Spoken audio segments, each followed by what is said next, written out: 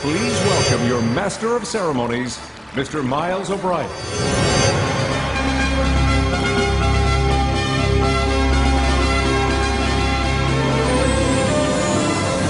They've already booked next year's dinner. It'll be at the Waffle House on Sam Houston Parkway. Maybe a little smaller crowd. You should know, oh, come on. I see some of you are enjoying the crab meat.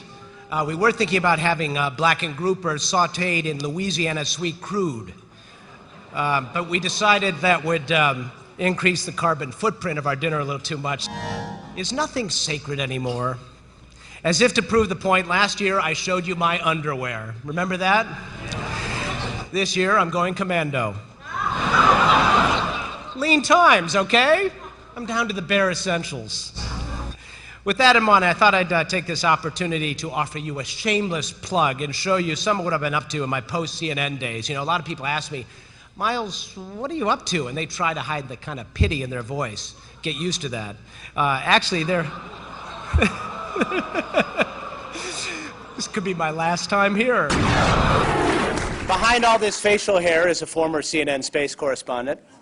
Just been accepted into the Anchor Protection Program, and I was told by my government handlers to grow a beard to adjust my looks. Please don't tell them I'm here, okay?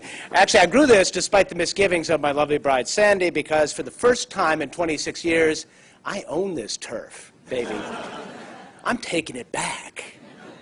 I was thinking about planting a flag, but that seemed a little painful. When he called me, I said, you know, I don't know that I'm going to have time to jam this in with my busy schedule at CNN.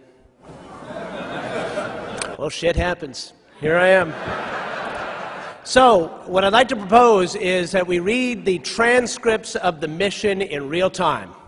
6 days, 3 hours, 42 seconds. I got plenty of time, guys. A lot of times I talk to kids these days and I ask them, you know, who's the first guy to walk on the moon? They say Lance Armstrong. So it's good to have people who understand the basics.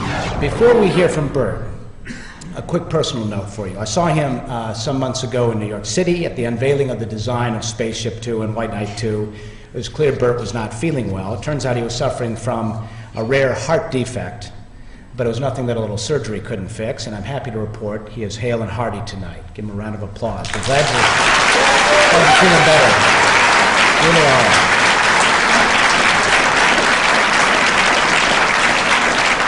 That's the good news. The bad news is that means he probably has the energy to sustain one of his usual talks, which runs somewhere between Bill Clinton's State of the Union and Fidel Castro Revolution Day length. But really, space, and what we're talking about here, settling space, is a marathon.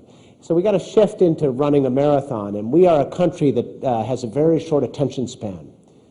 Matter of fact, what was I just talking about? Anyway. You talk about risk. NASA's decision to put me here in this spot, a history major, cobbles together 2-minute TV pieces, good enough for cable. Actually, it's basic cable.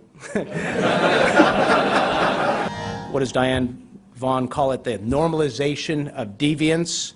I think I saw an example of that last night on pay-per-view in the hotel, as a matter of fact. But I'm going to try to get that through in the expense report somehow.